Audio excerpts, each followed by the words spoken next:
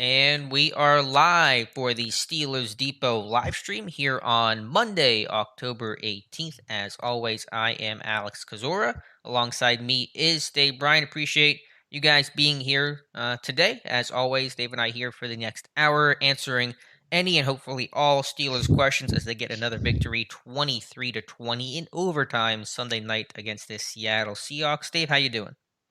Doing good. Are you getting your second wind or your third wind or fourth Fourth wind? wind or fifth wind, and maybe falling asleep here midway through. But yeah, good to be back with you guys. If you guys could just let us know if you hear Dave and myself in the chat, I think you guys can. But if there's any sort of issue with the video or the audio, please let us know. As always, Dave and I will take the questions in order the best that we can. If you want a guarantee of your question being asked and answered by Dave and myself, be sure to send us a super chat, and you will move to the front of the line. So without Correct answers cost more, right?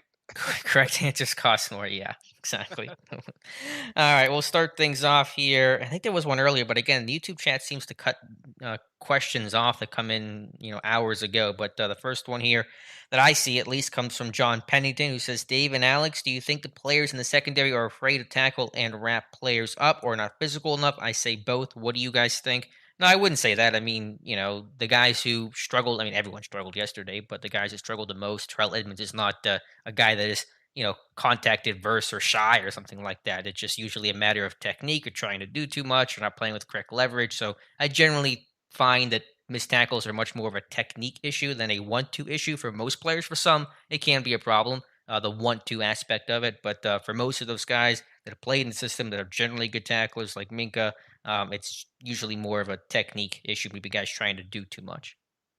Yeah, I don't think any of them were afraid to tackle or anything like that. Just bad technique and bodies fly, diving at people's legs. Joe Hayden missed a couple, and I mean, there was like we said on the podcast this morning. Josh Carney's going to have his hands full. I forgot to look at the PFF totals on Yeah, that, I by the mean, feel way. free if you want to look it up if you have a chance now. I'm Yeah. sure it's 15-20, and missed tackles can be a little subjective, so their number versus Josh's number can be a little bit. And we always trust, of course, what Josh has to say, but it ain't gonna be pretty. Yeah, let's see here. They have Minka for oh wow. Minka for 3, Mm. Edmonds for 2, Bush for 2, Sutton for 2, Hayden for 2, Bugs for 1, Highsmith 1, and Schobert for 1. They have 14 missed tackles in total for that game. PFF does. It's sad when I hear that and go, "That's it? Oh, that's not so bad." When you felt like it might have been worse than that, but yeah, I'm sure Josh will be somewhere in that. Josh also includes special teams, so that number is All probably gonna right. take up a little bit as well. But yeah, so like I said, about 15 missed tackles in one game, just a very ugly number, obviously. But I don't think it's they weren't physical enough or weren't willing to tackle John. I wouldn't agree with that assessment or question. John Horvat says, "Hey Alex and Dave, thanks for being here." John says, "Interesting question I had. If you had to choose only one to be on your team, who are you choosing? T.J. Watt or Troy Polamalu?" Man, there were no wrong answers here. Troy's a Hall of Famer. T.J. Watt's going to join him in Canton someday, probably first ballot, just like Troy was. I'm still going to go Troy though. Just something about him was just even more special, just more unique with this game. Maybe it was the hair, I don't know, but maybe because he also just played in more space, so in some sense, there's more value of a guy that can cover more than a guy that can rush the passer. Though obviously both are very very valuable. So I'll go Troy, but no wrong answers here. Yeah, I would go Troy too, just for the sheer fact that which one gives you the best chance likely to score, maybe. Yeah, That would probably be Troy. Now, look, you obviously like guys that can get after the quarterback, and if there's one thing that we've learned about T.J. Watt throughout the years here right now is not only can he get after and sack the quarterback, he can force some fumbles as well too. But I think from the value of a takeaway standpoint, I think you'd have to go with Troy because not only Troy give you probably the higher probability of getting a takeaway, uh, once again he could probably take it to the house for you on top of it there, and that's not me disrespecting T.J. Watt at all. I sure. just think if you're going to ask me a question like that and ask me to choose between those two, I would choose Troy for the sheer fact that I think he could get you more turnovers and he could potentially put put a few of them in the end zone. Yeah, you can do a little bit more. Just depends who your DC is as well. Dick LeBeau was such a great compliment to Troy with the system that they ran. So if you had a DC that wasn't as creative or willing to be creative, then you might actually go TJ Watt. But if you had somebody like a Dick LeBeau, like a Wink Martindale, that's really going to get exotic with some of that stuff, then I think you would go Troy. So it might depend on your coaching staff as well in this hypothetical. If you guys could please also like the live stream, that would help us out a lot to get more viewers into the chat as well. Next question comes from Mike Adesso, a faithful of the Steelers Depot live streams and over on Twitter. Says, "Hi guys, happy Victory Monday. Happy Victory Monday to you, Mike. So if when Tuitt comes back, I assume it'll be him, Cam, and Wormley in base. How would they line up as Wormley replacing Alualu? Dave, how would you tackle that question? What will the base defense, the front, look like if and when Stephon Tuitt comes back? Let's assume he comes back." Yeah, I'm not so sure they'd put Wormley in the middle though. Right. Just not really. He's better. He's a better fit. From a 3 to 3 eye to 4 eye 5 technique, right around in there. I suppose you could try it, but I just worry about just the lack of experience that he has over the playing the 0 and the 1 in general. It'd be interesting to find out for sure. Look, and we don't know what's going on with Bugs. I think, didn't you find that maybe we have a new member of the groin club? He pulled something. I mean, he hobbled off. He did not return to that game based on my charting. He did not Okay. return. Henry Mondo became the new number 3 nose tackle with Carlos Davis out. Yeah, I think Bugs has a groin or something going on with him.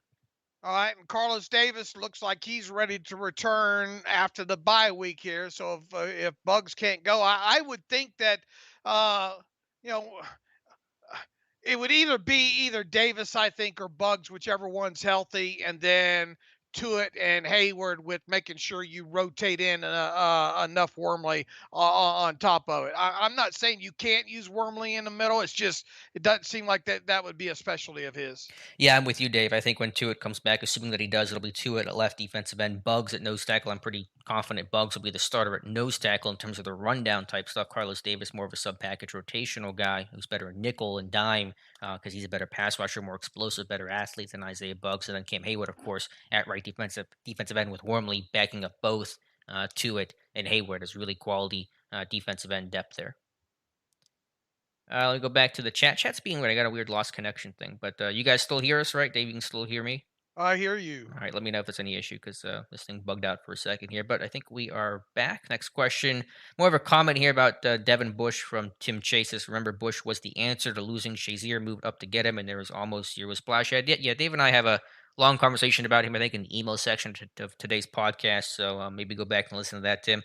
Yeah, you certainly want to see more splash from Devin Bush. You haven't seen that. I mean, the first thing this season was him getting healthy and being available. I think we've kind of are past that point, and so you want to see some of the bigger plays from Devin Bush, and did not think he had a good game on Sunday.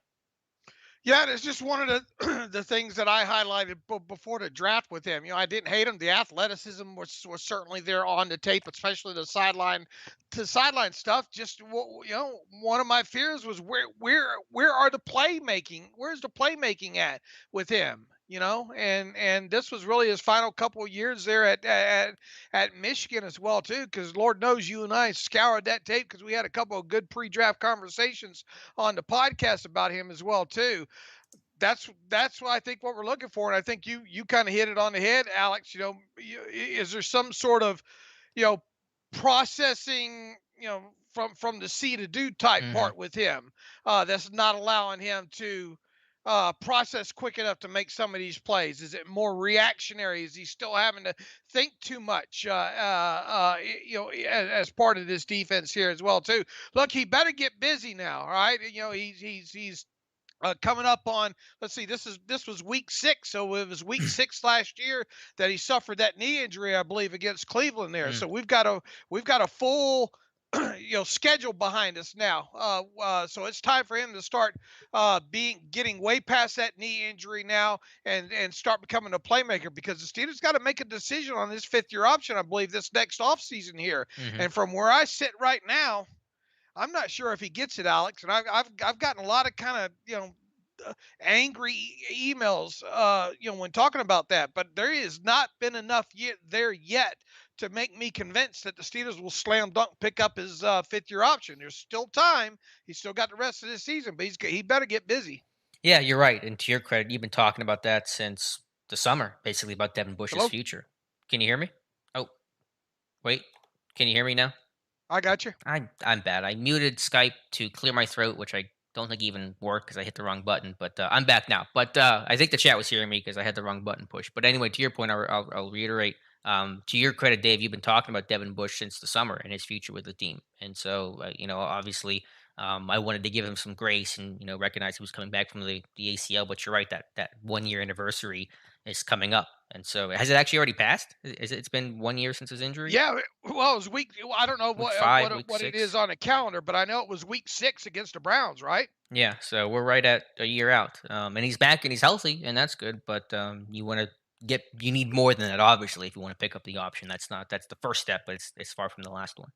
Actually, today is the anniversary of, Is it? believe it or not, October 18th of last year against the Browns. So it was exactly 1 year ago today that he suffered his injury. And I guess technically the surgery happened a couple days, a week later, so his clock starts maybe a week from today or something like that. But point taken. Lumberzack 94. Hey, Dave and Alex. Victory Monday. Victory Monday indeed. Lumberzack. I'll take it even if it's ugly. I will do the same. My question pertains to Carlos Davis. Firstly, why wasn't he put on IR after week 1? Also, Bugs or Davis on your own depth charts. Kind of answered that question a second ago. The latter question, I would take Bugs. In terms of him being the base nose tackle, Davis is more the sub package pass rusher. Yeah, I kind of wondered the same. Why he didn't go on the injured reserve. Maybe it was a more minor thing, and they thought they could get him back quicker than they did, and then just decided not to do it because they didn't have anyone else they wanted to call up. But yeah, it's a little curious. That's a fair point. Yeah, it might have been one of them, I don't know, meniscus things or something like that, where they thought maybe 3 weeks he'd be good, or along those lines. So I mean, it's impossible to really answer that, not knowing what they found, what they did, what they Right. didn't do, those kind of things. There, if they had to do it all over again.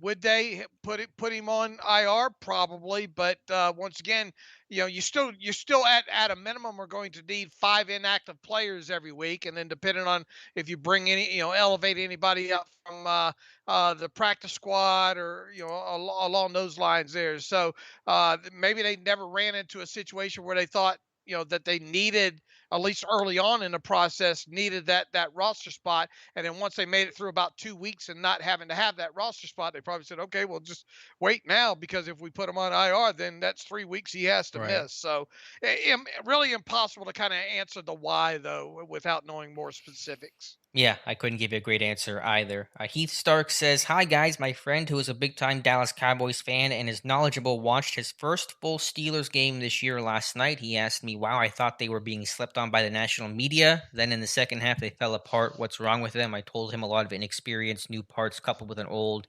aged Big Ben. Was I correct?" Yeah, I think that's partially true. It's also just life of being a Steelers fan. These victories are very rarely easy and comfortable and cruising start to finish. That seems to happen more for other teams, or maybe we're just so focused on it in Pittsburgh. But rarely, good times are bad, good seasons are not. Are these victories ever that comfortable? But yeah, it was just, I mean, his run defense was really poor in the second half, at least the third quarter in that one. And the offense kind of got out of rhythm and they couldn't, they weren't converting on third down quite as often and finishing drives off in the end zone and things like that. So specifically, I think those are some of the issues, the run defense in particular. But yeah, I mean, it's always a roller coaster when you're rooting for the Steelers. Yeah, look, I mean, the offense is still having problems pushing the football down the field consistently. You look at the intended air yards versus completed air yards for Roethlisberger yesterday. Anytime you have a completed air yards of less than 4, that's not good. The intended air yards was only like 6.5, I think. Now, yeah, those numbers tend to get watered down a little bit the more attempts you had. And once again, he had 40 in that game. But the big thing that sticks out is he only had one completion of 20 air yards or more, and that was that cover 2 hole shot over to the left side to Deonte Johnson there. And uh, this has been, this isn't new, but for this team, the way it's put together right now, the way the defense isn't elite. It definitely did take the step back that we thought, at least Alex and I thought it was going to take.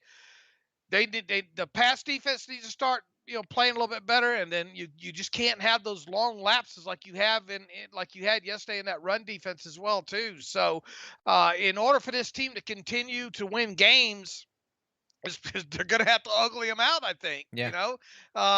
like they did. You can't have turnovers, and thankfully, did they have any turnovers yesterday? I don't think. No, they did have the one. The Ben fumble. The Yeah, the Ben fumble there, but you better limit your turnovers to at least one, and you better be getting it back on the other side of the football. You better have a successful run rate of at least around 50% or better, and you better your defense better at least keep the opposition to around 20 points or less, and that's a lot of you betters, but that seems to be the recipe, if you will, for a Steelers win Hmm. this season. I agree with that, but that's the point that you made at the end there is that margin of error becomes very thin that you got to do like X, Y, Z and the rest of Right. the alphabet right. Otherwise, you're not going to win the game. You're not someone that can play with a couple mistakes and still win ball games, and that's a concern going forward, obviously.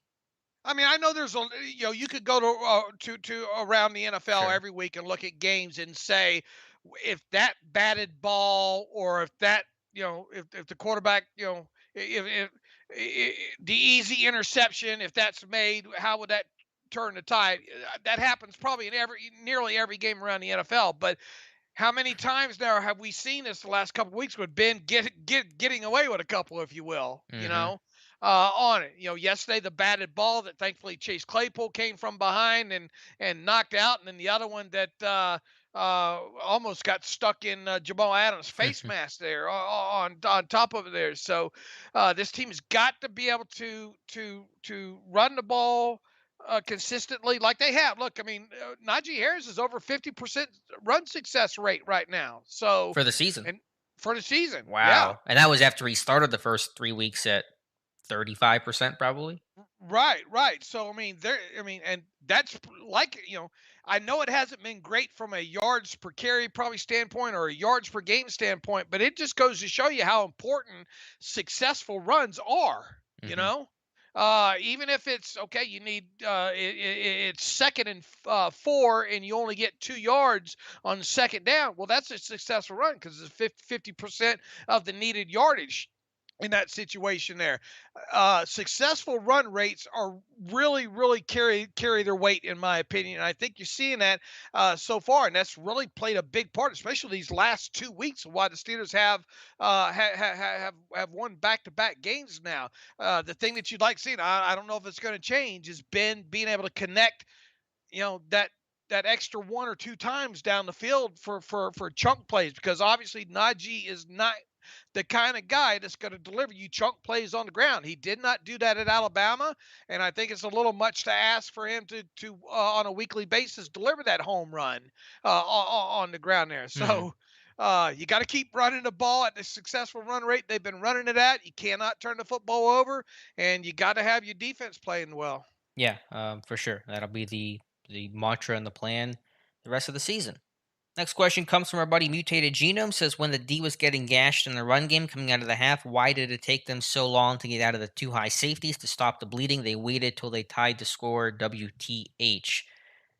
Again, I haven't gone through the tape yet, really, at all. I'm going to do that a little bit later tonight to see some of those run defense issues. I think there were more issues up front with the defensive line and the linebackers, not getting stuck on blocks or taking false steps and things like that, missing tackles, rather than it being an issue of too high or not. I mean, when we say too high, there were some examples where Edmonds might be 6 yards off the ball, and so he's not like right in the box at the line of scrimmage, but he can come downhill and play the run once he gets his run key. So it wasn't like they were playing those guys 15 yards deep.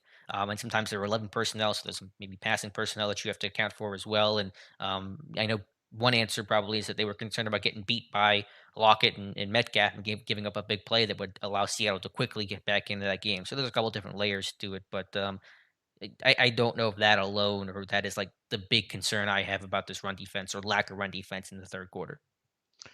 Missed tackles obviously didn't help, and then look, even on that third down play, that who was the kid? Who was the kid that ran on that one? On that 3rd and 7.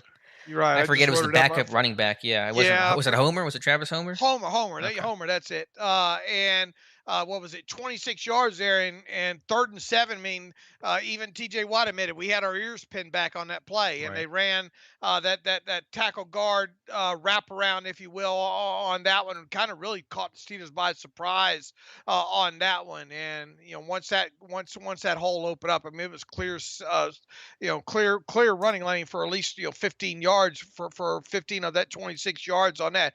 That's not an excuse, but I mean that's where 20 of that came from. And I think they had 144 net yards on the ground, and a good chunk of that came right there in those two drives.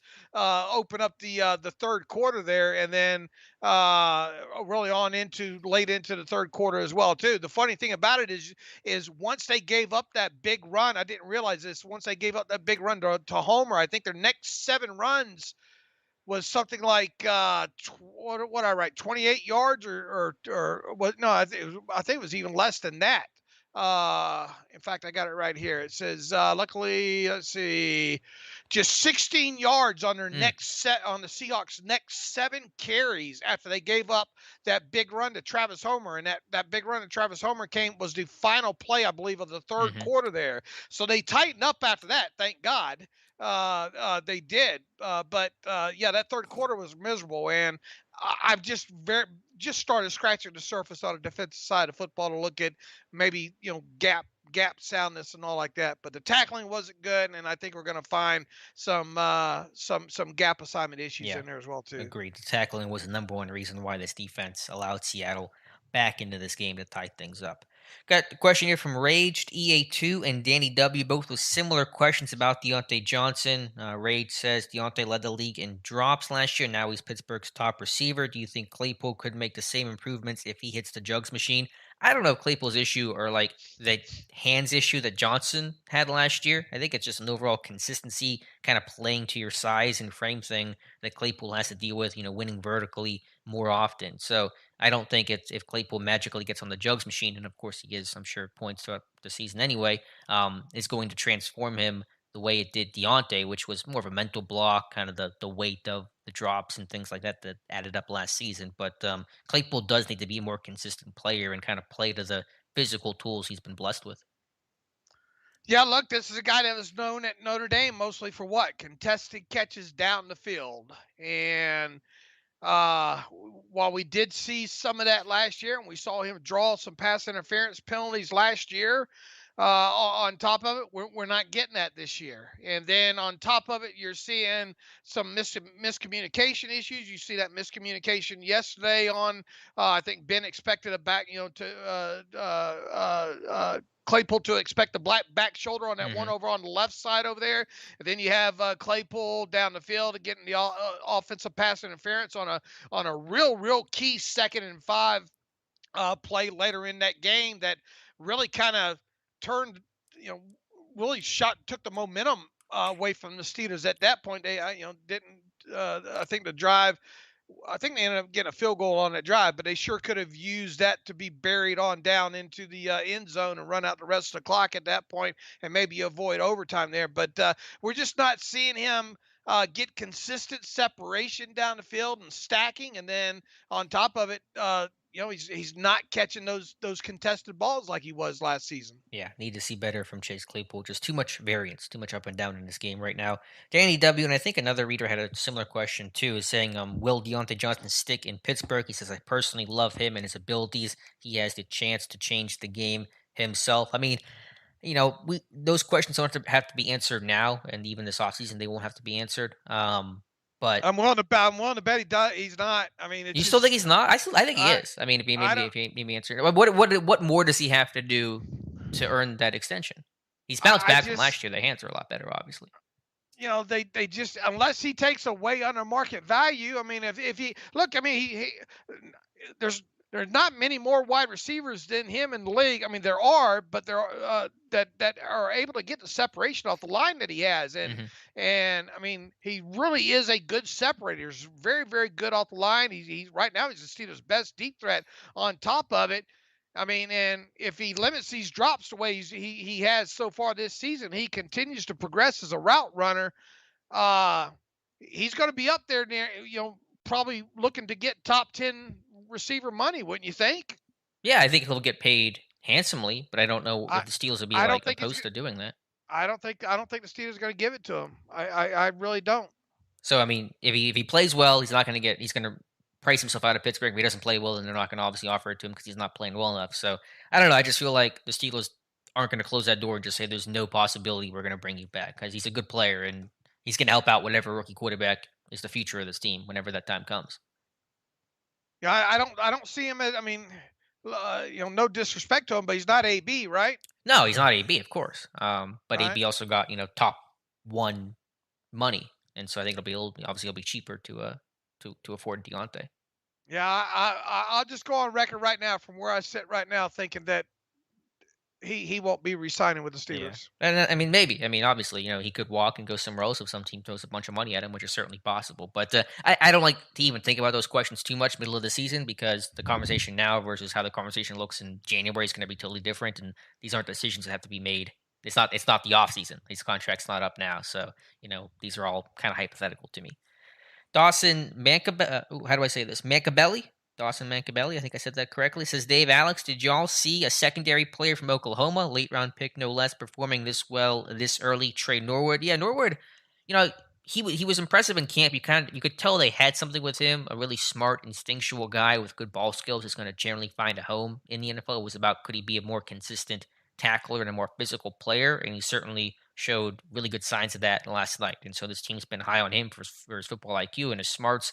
He was a very versatile player, the Swiss Army knife, as Tomlin announced him when they made him the draft pick. So he's carved out a good role, and they've kind of, I think, scaled back his role a bit from where it was week one into kind of just more dime packages to probably simplify things for him. So he's not playing a ton, but he's certainly making those snaps count. And so, yeah, I think, he's ascending and playing well as his role's kind of been reduced to something probably a little more manageable for him. Look, I don't want to take anything away from the game that he played. It was an outstanding game for the snaps that he played. Three very big third down stops there, but it was one game, True. So we got to keep that in perspective as well too. And he didn't really play all that many snaps overall, right? And how many of those were they all dime or what? Yes, You they were charted it, all right? all dime snaps. I don't know the exact number. It was probably however many dime snaps they had, 10, 15, but all in dime. All right. Here's the thing. Uh, be happy that he's got that role now, and looks to be excelling in it. But on top of it, it was just one game on top of it. It was a good one, but we got to, let's put it in perspective here. Yeah, that's good perspective indeed. Todd Skolkowski says, "Is James Washington still injured, or has McLeod moved past him on the depth chart?" What's your take, Dave, on Washington McLeod? Yeah, yeah, be interesting. I haven't seen anything yet that tells me that he got injured. And really, I think you said on the podcast you saw him out there.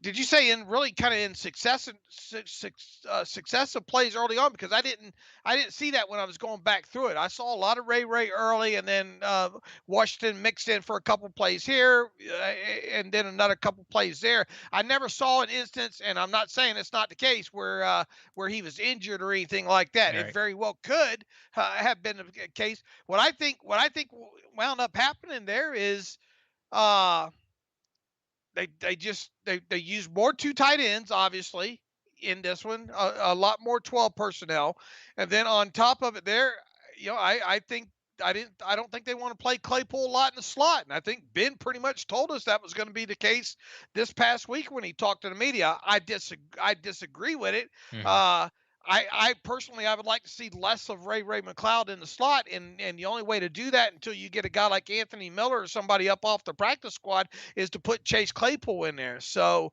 unless James Washington aggravated that groin, and we don't know if that was the case or not, that's the only thing I can think of is we saw more two tight end situations, and the plan was to use Ray much more in the slot there over a guy like Claypool. It appeared that Washington had played early in this game. That was kind of my takeaways. That I saw Washington early. He caught a pass for 9 yards, and then I basically didn't see him at all in the second half or overtime. Did you, Dave? I didn't see him at all, like later in the game.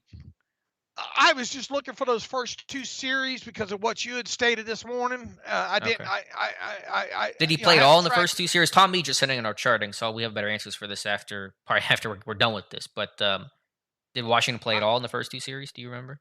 well, I do have the chart now, Okay, if by you the want to pull way. it up, yeah, and maybe we can talk this thing through along. Let me get to the next question here really quickly, and All right, then you I've got it. got Washington here with let's see, 2, 3, 4, 5, 6 snaps out of the first uh thir- 13 looks like. Okay, so yeah, he was playing early. I mean, that's basically what my All impression of right. it watching it live. And then he played three the rest of the way. I think it was. I think he played nine total. He played let's see, one his next snap after that initial one came, it looks like 11:05 of the second quarter. And then after that, 6:45 of the second quarter. I don't see him playing another snap after the half. So there Yeah. it very well could be a good chance that he aggravated that groin. Right. That was my impression because there's no way. I mean, even if the plan was to play McLeod more in the slot, there's no way Washington would get the goose egg in the second half and overtime where the team was throwing the ball a lot in some of those situations. So I feel like he probably aggravated that Gordon, which is a pretty common thing to do. So it would track. But we'll see. And well, actually, we probably won't see because Tomlin won't update us until a week from tomorrow. So, but that's my strong suspicion. Yeah, God bless Tom Mead. Ain't it great to look at these? Yeah. Thank you, Tom. Appreciate it.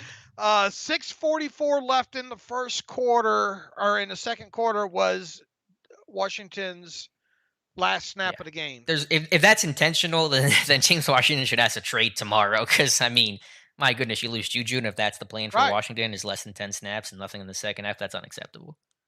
And really, look, looking at it, looks like there was some Claypool in the slot kind of up until that happened, and very little Claypool in the slot after that for obvious reasons, I think, at that point there. Right. So, especially later on when they used a little bit more, I think 11 personnel on top of it there. So, I don't know.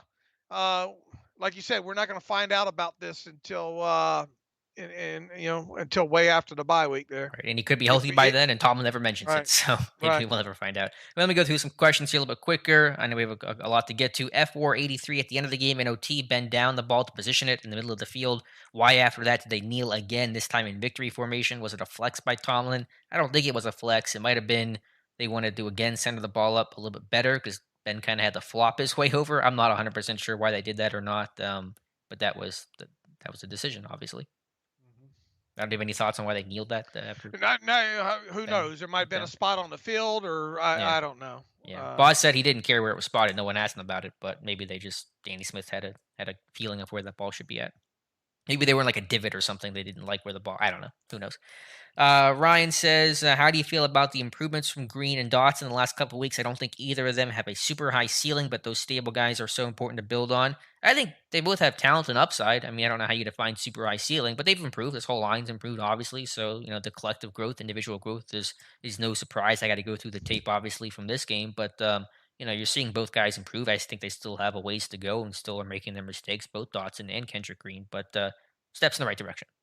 Oh, absolutely, and that I don't know, that might have been Green's best game. To be honest with you, and pretty Yeah, close to that of the Green Bay game, because he played well in the Green Bay game, I thought, as well too. So I think his top two games right now, and I haven't watched the all 22 all the way through on the Seattle game enough to comment on it, but at least on the TV tape version, it looked good. So I would say right now, Kendrick Green's best two games of the season so far were Green Bay and Seattle. Probably Green Bay a little bit better than the Seattle game okay. overall, but I think those two games will serve as his top two games so far in his young career. Russ Openstein in the chat. Hi, Alex and Dave in chat. Victory Monday. Hi, Russ. Hope you're doing well. Crawford's and Gray's booksellers. That first defensive play by TJ Watt in OT was crazy. Wasn't even his best play. Which one? Was it the sack? Was it the tackle for loss? And then obviously he had the forced fumble at the end. But yeah, Watt just took over OT, him and Hayward, willing the team to victory.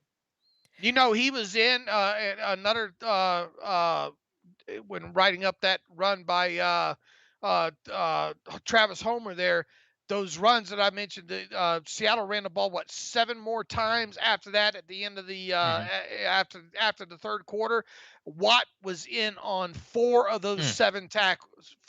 He was in on 4 of those 7 run tackles wow. the rest of the game. Now I think Solo's on I think 2 or 3 of them there on top of it. So he really came to life in that fourth quarter period Yeah. and overtime, obviously. Absolutely took over for sure. Next question here. Comment comes from Reginald Rivers. Trey Norwood was my player of the game yesterday over TJ Watt. Wow, I'm beginning to like him, and that's Edmonds' replacement. I don't know if Norwood has the strong safety build to live in the box the way that Edmonds does, but certainly Norwood, I think, can begin to carve out a bigger and bigger role. Next year, you could talk about nickel role, more of an advanced sub package role, akin to what Cam Sutton did early in his career and throughout as he progressed and got better. I think that's a very similar track Trey Norwood is on right now. Yeah, I don't think he's strong safety material, but definitely a guy that you can do a lot of things with, from a dime and slot standpoint. Obviously, you know, hopefully be the guy that can provide you some depth at the free safety position. Got it, you know. Hopefully you don't need it, but he's growing into a guy that you think might could be that next guy up. Yeah.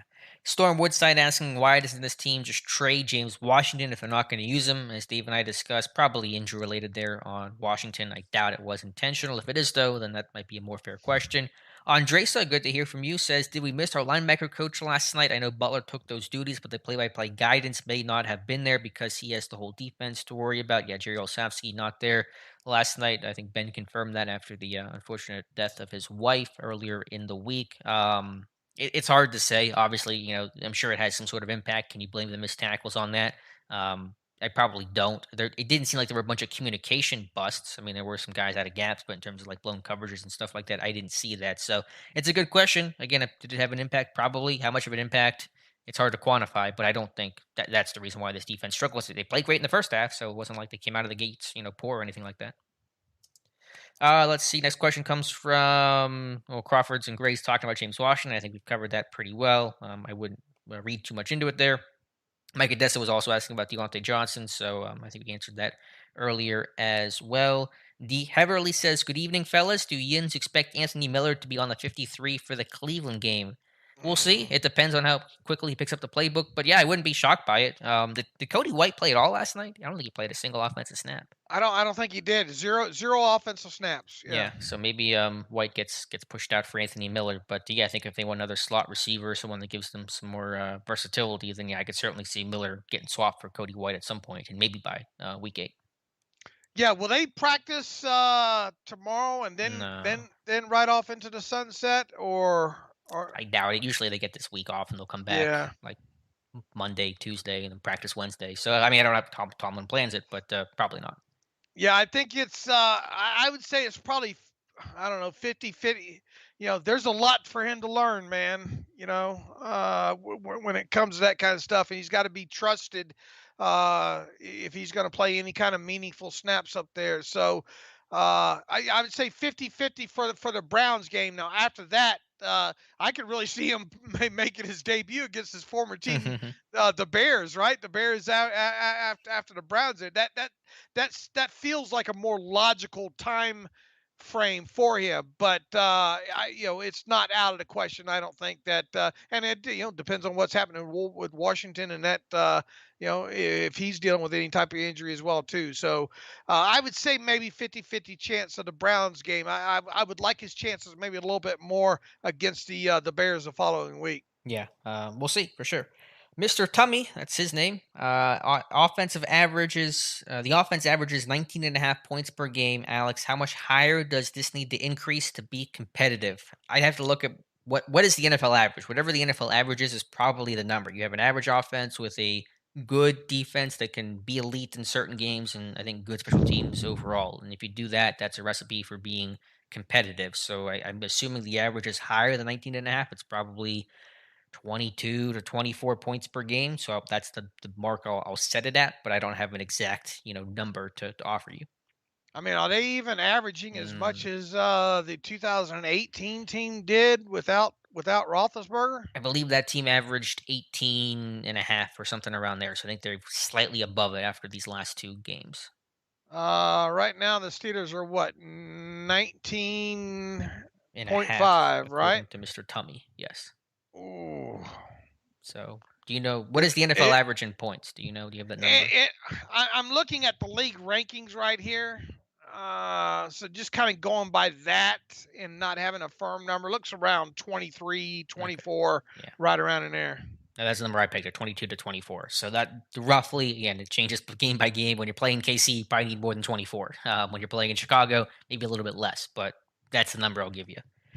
Deplorable BR in all caps. I'll read it verbatim here. I won't yell it though. Poor tackling, poor tackling, poor tackling, poor tackling, poor tackling. All right, Hmm. noted. It was poor tackling. You were correct in your exclamatory fashion. Simon says, great game by Trey Norwood last night. What do you think his best position will be long term, though? I mean, I'm just focused on the next game for Trey Norwood. It could be a Cam Sutton kind of Swiss Army knife thing, which is, like I said, how Tomlin called him when they drafted him this year. So it could be more of a slot type of role, probably. But free safety, he's got those kind of skills. So I think he can wear different hats. Let's see. Next question comes from, it's a comment actually from Sean, American Patriot. I want to read it. As someone who suffered an ACL repair, medial meniscus repair, ACL replacement, and a total knee replacement, I can say it took 2 years to totally trust my knee. Bush is doing great at 1 year. Well, I'm glad you're doing better, Sean. That sounds like a horrific knee injury. And I think it's commendable that Bush has been available and healthy and practicing and all those things, but it is the NFL and the standard is different, and you got to make plays overall. Otherwise, teams will move on and find someone who can. So I think we can have a different bar to set for in the critique of Devin Bush, beyond what the average person has to deal with. Let's see. Next question comes from Kenneth Jackson. Hey guys, I hope you have been well. Is there a reason the Canada's offense does not include more targets to the tight end? Last night was the first time they made an effort to include them. Dave, what are your thoughts on the targets or lack thereof to tight ends? Oh, I mean, for one thing, Ben doesn't push the football down the field very often. Second thing, you hadn't had a lot of trust in, I don't think, in Ebron at this point. They don't do a lot with Ebron down the seam. It seems like it's been a lot of stuff to the outside, and obviously a lot of RPO stuff on top of it lately as well too. And it was good to see them get Fryermuth more involved. It was good the week before that to see kind of the designed screen to Gentry. Uh, who knows what would have happened on that fake tunnel smoke screen, if you will. Over on that right side, they got batted down at the line of scrimmage. That Ray McLeod broke up that interception Hmm. there. Uh, as far look, here's the thing. How many times is your offense going to run, particularly through your tight end being the first option? Also, you know. Right. In this offense, not often. Right. So I mean, it's not what they do at this point right now. Now, if they put in, some more, RPOs kind of dependent on making that linebacker a conflict player. Maybe you see a few of those kind of quick kind of pop passes, if you will. 6, 7 yards past the line of scrimmage if they get the conflict player leaning in the wrong direction or whatnot. But it doesn't feel like they really like the offense goes through the tight end right now, and the progression goes that way. Yeah, I would say a couple different things quickly on that. A, when Juju was healthy, their strength was within the receivers, and so of course they're going to throw to receivers more often. They're going to play more 11 personnel. B, when you have a pretty heavy rotation between Fryermuth, Ebron, and Gentry, it's not like one guy's playing 100% of the snaps, so those kind of targets and stuff get distributed up. So instead of one guy maybe having 5 catches for 50 yards, and it looks like, oh, that guy had a pretty good game, it's two guys with 2 catches for 25 yards each, and so the numbers don't look quite as eye catching when it's broken up like that. And then when Najee Harris is, tied for the team leading receptions with 34, he kind of functions as that tight end role, that security blanket in this offense. So all those things combined probably leads to the answer to what it is. And it's no surprise to see Fryermuth, his role in this offense increase the first game without Juju and that kind of security blanket, middle of the field type of guy. Once Juju's out, Fryermuth kind of replaces that, and you see his production go up. So I think you'll see the tight end production, Fryermuth in particular, increase going forward. And also, like, look at who you're dealing with. Apologies to Pat Frymuth, but he's not Darren Waller either. Right. Yeah. That's a good point, for sure. Ross Swisher, do you guys think they should have traded Ebron since Gentry plays more snaps and Raider moved up in the practice squad? No, I mean Ebron's not going to get you much, and Ebron's playing more than Gentry. I don't know about how the snap count was in last night's game. Maybe it was closer, but for the season, Ebron's playing about half the snaps, and Gentry's been around 20%. So I don't think it's accurate to say that Gentry plays more snaps than Eric Ebron. But no, I'm fine with having the three tight ends this team has. Those guys are playing well enough, especially Fryermuth and Gentry's made a lot of strides. So, but I have no interest in trading Eric Ebron. Look, especially now that after you had restructured Ebron's contract, what do you save from a cap perspective? Not much at all. I mean, because you're 6 weeks into the season, so remember you got to prorate what's left over of his established base salary at this point, and then also that's under $1 million now at this point because of the restructure and because of what you've already paid him into this season. So on top of that, it you have the roster displacement. Okay, let's say you take him off the roster, somebody's got to replace him. But let's say that's even at a minimum salary of $660,000. I mean, what have you saved there? $400,000 in cap space, and what happens if you have a tight end go down or something? Right. So it's it'd be one thing if you were going to get like a fifth round draft pick and free up $3 million and $4 million in cap space, but that's just not the case here. And I mean, is there anybody out there that's going to give you more than a sixth round? To me, it'd be amazing if you even got a sixth round pick. Hmm. Is it worth diminishing your tight end depth for basically just a six-round draft pick, because you're not going to save anything cap wise as far as that goes there. And look, you can lose your how injuries are in the NFL from week to week there. So it's just not worth it unless a team's going to give you like a fifth or fourth round draft pick for them. And I just can't see any team willing to do that at this point in the season. Now, if you could get a fourth or fifth for him, then Hmm. let's talk maybe. But unless you can get that, I don't see it. I don't see the gain by doing it. Yeah, I'm with you. Crawford's and Gray's book. So someone said the Steelers should get Kenny Pickett. I thought that was a good idea. Yeah, Pickett's played well. I haven't studied him super closely, but the Steelers, of course, I'm sure are familiar with him. And this guy might be one of the most talked about quarterbacks right now, along with your boy Carson Strong. So Pickett's having a really good season for the Panthers. Yeah, but when you look at this class, at least the way it's shaping up, I don't want to draw any hard definitives yet until I've watched a lot more tape on these guys. I mean, it's not the Marino class by any stretch of the imagination. It's not the '04 class by any stretch of the imagination, at least from what I can tell so far. So if indeed, let's say Pickett is, say, one of the top two quarterbacks in this year's class, the Steelers going to draft early enough Right. to get a guy like that. From Doubtful. where you sit right now, it's kind of doubtful, right? And you kind of wonder if they would trade up and sell off the picks to go get a guy like that as well too. I kind of doubt it. Now, it's still got a long way to go. Anything can obviously happen there, but from where I sit right now, I would take a bet that Kenny Pickett will not be a member of the Pittsburgh Steelers. Yeah, it's a dark throw of quarterbacks, and so it's hard to peg one guy. But Pickett at least has played well. David O says took a nap, just woke up. I know you made the drive back to Maryland after the game last night, David O. So glad you got home safely, and hope you got some good sleep.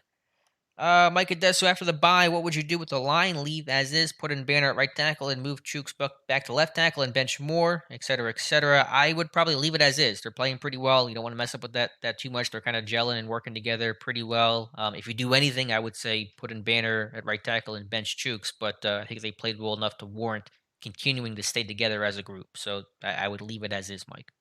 Yeah, you wanted to get to a point where you had some continuity, right? You didn't have that for all the preseason now, and now you got a little bit of continuity. You've got some back-to-back wins. You got a running back with a run success rate of over 50%. I think as a team, it's also over 50% at this point. Now the pass protect, there hadn't been too many Ben Roethlisberger oomph faces lately. On top of it there, so unless you get more of a reason to kind of change it, I don't think you change it just to change it right now. Now, these things have a funny way to working themselves out, unfortunately. And Dan Moore Jr. went down with some sort of hip injury. We obviously don't know, if that's going to prevent him from playing from after the bye and all like that. But assuming Dan Moore is healthy enough to play, I think you just keep it the way it is right now. Apologies to Zach Banner. Yeah, I'm with you, but that's a good point about Dan Moore. We don't know what that injury is. He did not come back for last night's game, and so in that situation, if Moore is unavailable, then I would put a core for left tackle, and I would they go they would go Banner at right tackle, I guess, and have Haig be the backup. Mm. You don't Yeah. think so? I mean, no, I think you're You think right. so? I mean, you know, when Haig was signed, I think I remember saying specifically, man, here's us not having to see Joe Haig play left tackle. Well, Well, that's out the window now. yeah. So I think I think they would go Banner at right tackle if for nothing else. A, because they paid him more money, and then B, if Banner was the backup and Chooks went down, then you'd have to flip Haig to left tackle, and Banner comes in at right tackle and moving extra pieces. If Banner's starting, then Haig just moves in at either tackle spot. And that's just an easier, cleaner way to replace guys. Let's see. I had a question here and I lost it. Let me just try to scroll back to about 10 minutes left. You guys have a super chat because we might not get to every single question. Please be sure to send it. Let's see. K Jackson, Pittsburgh. Hey guys, can you imagine how good the defense could have been with JJ Watt? I know it was a want and not a need, but without Stephon Tuitt, it certainly would have been interesting. Yeah, it would have been. Wormley's done well. You've been talking up Wormley all year, Dave, and I think he's playing some good ball for him. yeah, I remember during the offseason I said Chris Wormley owes the Steelers some snaps because of obviously getting hurt. Now look, if there's one guy that came back from being injured last season that played decent towards the end of last season, I think I highlighted that as well too, that it was him. But just not enough snaps. But I've thought so far this season. He's been above the line overall, and I think he's filled in admirably for Stephon Tuitt. Now, if we're talking about the Stephon Tuitt that played last season, there's no comparison there, and hopefully that's the guy that the Steelers get back here either against the Browns or soon thereafter. Yeah, for sure. Let's see, couple more questions here. Just scrolling through. Any idea when we see Anthony Miller? That's from Horace Ankle. Yeah, maybe after the bye. That is possible. Let's see if there's anything else here in questions or if it's just commentary. Xavier Edwards. Here's a question: worst Steelers draft bust, Artie Burns or Jarvis Jones? Who was the bigger bust to you, Dave? Had to be Artie Burns, I think. At Yeah. least Jarvis gave you a little something. It wasn't much, but he gave you a little something there. Artie, yeah, Artie really didn't, and I think you could see both those kind of coming. At least from what I watched on the college tape on both those guys. I warned everybody about Jarvis way back when, and that's back when he didn't have much, much of any kind of just a some YouTube games out there at the time from Georgia, but just it didn't look that good there. And the thing about Artie Burns too in his college tape is he wasn't ever a full-time player even at Miami. Was taken off the field and was an underclassman on top of it, and just really seemed to be more of a height, weight, speed. Mr. Rooney wants us to get a cornerback in here. William Jackson the Yeah, I third's knew that was coming. off the board, so well we better get one. And Artie's the next one that qualifies off on the list here. But I would call Artie Burns the bigger bust than Jarvis Jones, but they are definitely right up there, 1A and 1B. Agreed. Maybe it's harder for Burns because when you're a corner and you're bad, it's a little more noticeable because you're giving up big plays and touchdowns and things like that. For a pass rusher, it's kind of just you're more invisible in some sense. Jarvis at least played, I think, semi decent run defense and had a forced fumble, I think, in the playoffs. So he kind of has at least one like notable play in a big game under his belt. And so yeah, I think Artie Burns the bigger bust than Jarvis Jones. Tim Chase, did Bugs go down in the game with an injury? Yeah, he did. That was in the third quarter after one of the several long runs that Seattle had. I think it was a groin, some sort of, pulled something. And so he did not come back, and we'll see if he's back after the bye. Josh Greer, why does Minka have the worst coverage grade out of all 84 safeties who have played significant snaps? That's from PFF. I mean, Minka's had his issues. He'd give up a long touchdown to Henry Ruggs. That's going to ding you. But I don't think he's been the worst coverage safety in football this year. I think Josh made a good point about Daniel Sorensen having a much better grade than Minka, which seems not right. Yeah, we don't know all the specifics what go into some of those grades and how weighted they are in certain areas and missed tackles and all like that. So I don't know if it was that coverage grade alone Josh says or coverage grade. Yeah. okay. Yeah, I don't have a clue on that. Look, overall, I think PFF does a good job as a whole. Obviously, I differ with several things on them. I don't think they deserve you know the amount of abuse that maybe you see out there. I mean, they're obviously not perfect, and there's so much stuff that's subjective, that they try to do, and you could have, if you're not having the same person grade every single play, you're going to get some differences in there, whether you like it or not, on there. But as far as why, no, no, I do not think he is the worst coverage safety in the NFL. But on top of it, I don't think Minka's having a fantastic season. No, that's fair for sure.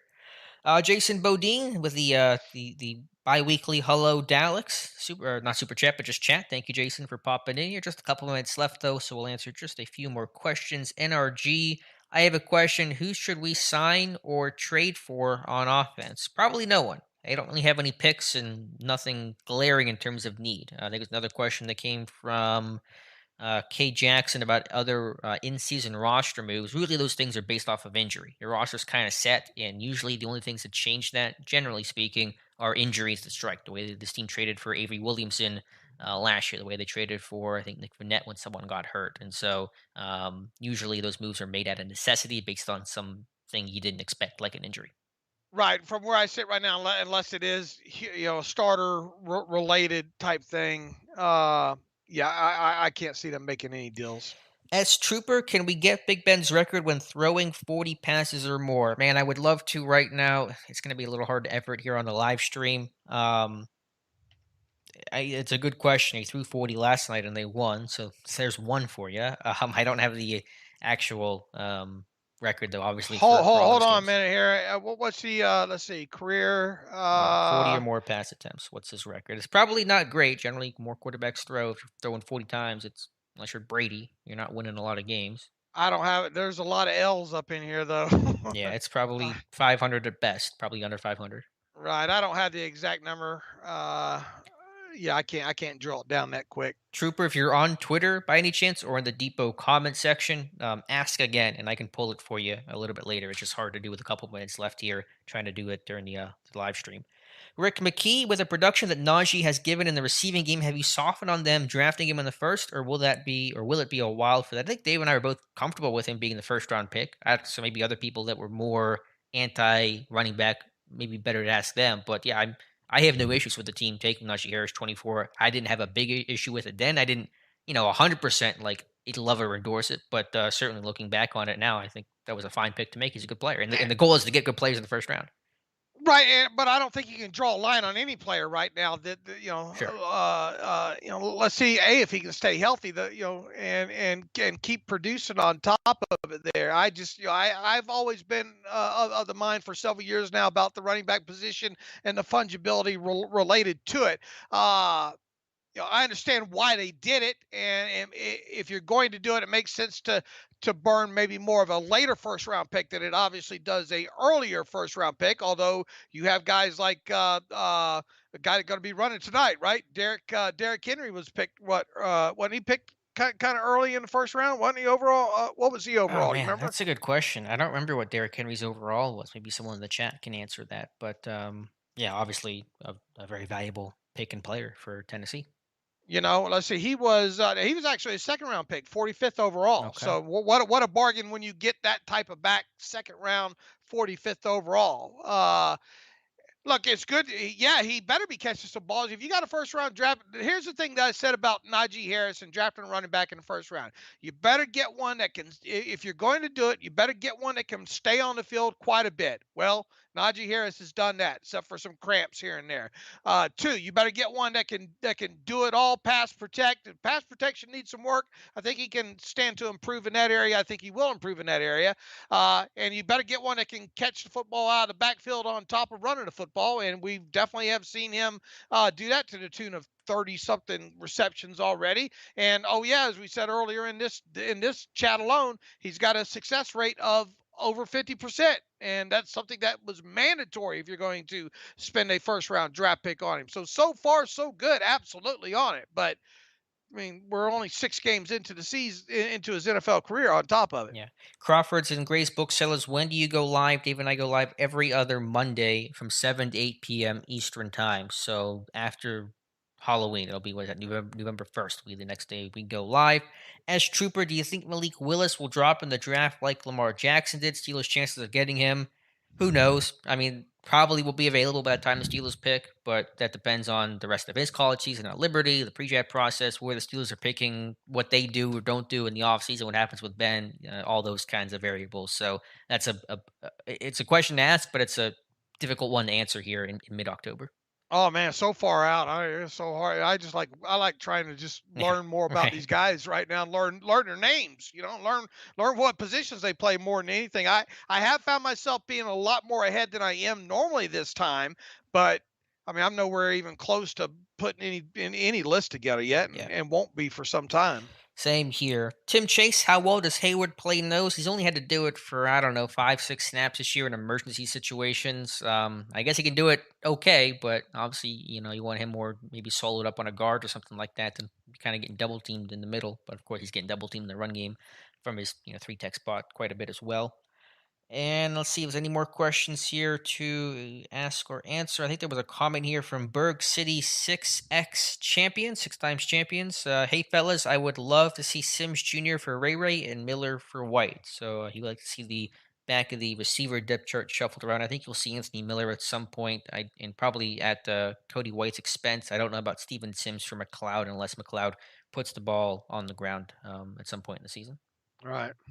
All right, guys, that's going to wrap things up. Please enjoy the Monday night game tonight. Enjoy your victory Monday. Enjoy the Steelers bye week as well. Go outside for once on a Sunday. I'm gonna try to do that this weekend and see what the sun is like and what that's all about. So, as always, thank you guys for being here. There'll be an archive of this on my YouTube channel and on Steelers Depot a little bit later. And Dave Bryan, as always, thank you for being here.